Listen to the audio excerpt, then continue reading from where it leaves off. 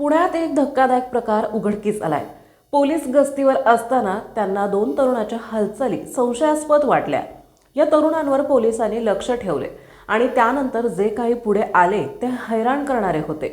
या दोन तरुणांनी तब्बल 10 दुचाकी चोरल्या होत्या। या दुचाकी त्यांनी फक्त आणि फक्त मौज मजा करण्यासाठी चोरल्या। या दुचाकींचा वापर ते नशा करायला जाण्यासाठी करत। हेच नाही तर एका विशिष्ट कंपनीच्या दुचाकी हे चोर चोरी करत। त्यांना हव्या त्याच कंपनीच्या दुचाकीवर लक्ष ठेवत आणि योग्य संधी मिळताच त्याची चोरी करत। या दोन्ही तरुणांना हा धंदा मागील काही महिन्यांपासून सुरू होता। अखेर पोलिसांनी त्यांना फक्त त्यांच्या हालचालीवरून ताब्यात घेतले आणि मोठा खुलासा झालाय। पुणे पोलिसांच्या गुन्हे शाखेने यांना ताब्यात घेतले।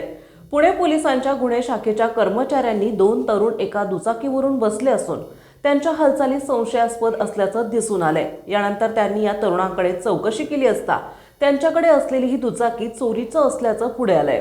अधिक चौकशी केली असता संपूर्ण प्रकार पोलिसांच्या पुढे आला। पवन तानाजी माने वय वर्ष 22 आणि प्रतीक शिवाजी अस्वरे वय वर्ष 20 असे अटक केलेल्या आरोपींची नावे आहेत। या प्रकरणी आणखी 2 जणांचा शोध सुरू आहे। हडपसर दिघी चंदननगर पोलीस ठाण्यात या आरोपींच्या विरोधात याआधी चोरीचे अनेक गुन्हे दाखल आहेत। पुणे पोलिसांच्या गुन्हे शाखेने 2 तरुणांना ताब्यात घेऊन त्यांच्याकडील तब्बल 10 चोरीच्या दुचाकी ताब्यात घेण्यात आल्या।